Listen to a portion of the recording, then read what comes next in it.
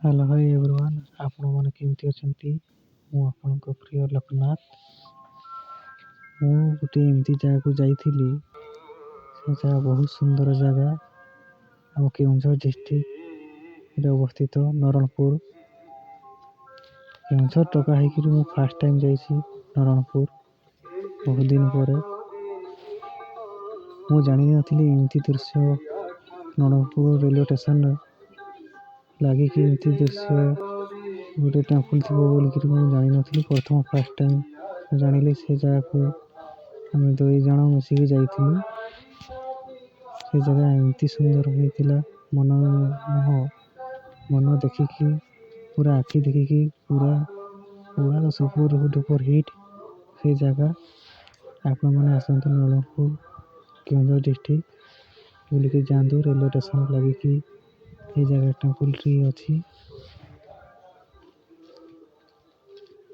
ପହଞ୍ଚିଗଲୁ ଶିବ ମନ୍ଦିର ଟିକେ ମୁଣ୍ଡିଆ ମାରି ଦେଇ ଭାବିଲୁ ଟିକେ ବୁଲିବାକୁ ଦେଖିବା କ'ଣ ଜାଗା, ଏମିତି ସୁନ୍ଦର ଦୃଶ୍ୟ କ'ଣ ଅଛି।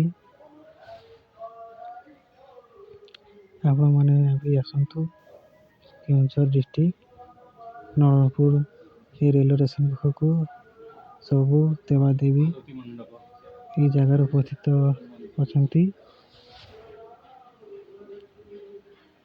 ଭାବିଲୁ ଟିକେ ବୁଲାବୁଲି କରିଦେବା।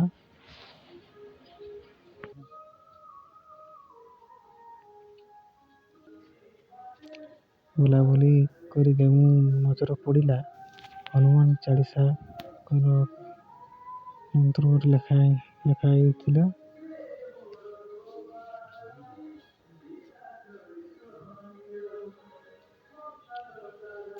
ପ୍ରଭୁ ହନୁମାନଙ୍କର ବହୁତ ପ୍ରକାର ଦୃଶ୍ୟମାନ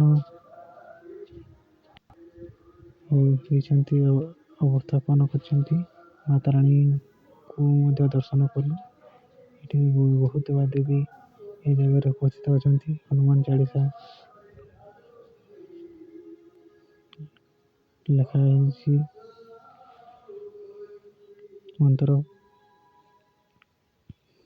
ତାପରେ ଭାବିଲୁ ପ୍ରଭୁ ଜଗନ୍ନାଥ, ବଳଭଦ୍ର, ସୁଭଦ୍ରା, ମା ଲକ୍ଷ୍ମୀ ସମସ୍ତଙ୍କୁ ଦର୍ଶନ କରି ବୁଲାବୁଲି କରି ଆସିବୁ।